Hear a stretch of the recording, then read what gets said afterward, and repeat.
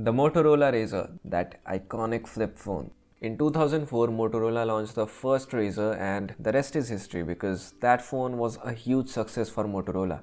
There was nothing like that phone in the market and people seemed to actually like it a lot. Now in 2019, Motorola has unveiled a brand new version of that iconic flip phone and first impressions, it looks beautiful. It has a foldable display, but unlike other folding phones which open up into a tablet, this one is just a flip phone.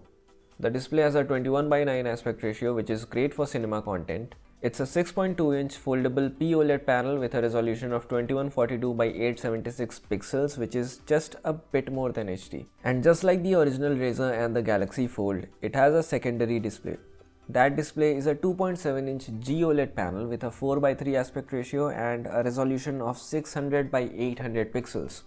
The secondary display shows notifications and messages. You can use it for taking selfies with the primary camera, and it can even be used to answer text messages. The primary camera is a 16 megapixel Sony IMX519 sensor with an f1.7 lens.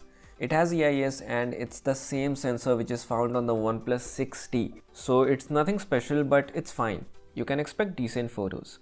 The front camera is a 5 megapixel shooter and I don't think anybody is going to use it for anything except for making video calls because the main camera doubles up as a selfie camera when the phone is in the folded state.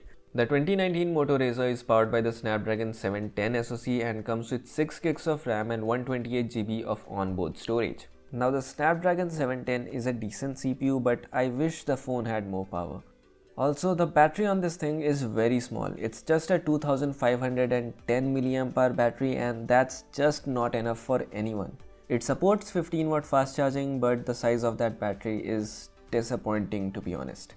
I mean, I'm still okay with a Snapdragon 710, but a big battery is a must. I just cannot afford to make a compromise in that section. Now, the reason behind the phone lacking so many components is that this Moto Razr is crazy thin. So in order to achieve this, Motorola had to make some compromises like a small battery, a mid-range processor and no headphone jack. Anyways, this phone has a physical fingerprint scanner and I'm a huge fan of physical scanners, so yeah, I really like it. Another thing which I like the most about this phone is that if you dive deep into the settings, you'll get that retro Razr mode and it makes the phone looks like this. It's so cool, right? By the way, don't let that plastic back fool you. This phone does not support any kind of wireless charging. Yeah, it lacks a lot of features. Now the cost that you'll have to pay for this is $1,500. Yes, $1,500 for a Snapdragon 710. $1,500 for a 2500 mAh battery and $1,500 for an average camera system. But you know what? This phone is still going to sell. It's going to sell a lot because there's nothing like the Moto Razr even today. This phone is a legend, not for the specs, but for what it is. Yeah, so that wraps up this video, and if you enjoyed it, then hit the like button, subscribe to the channel, and don't forget to turn on notifications by hitting that bell icon. Thank you for watching A to Z Tech, and I'll see you guys in our next video.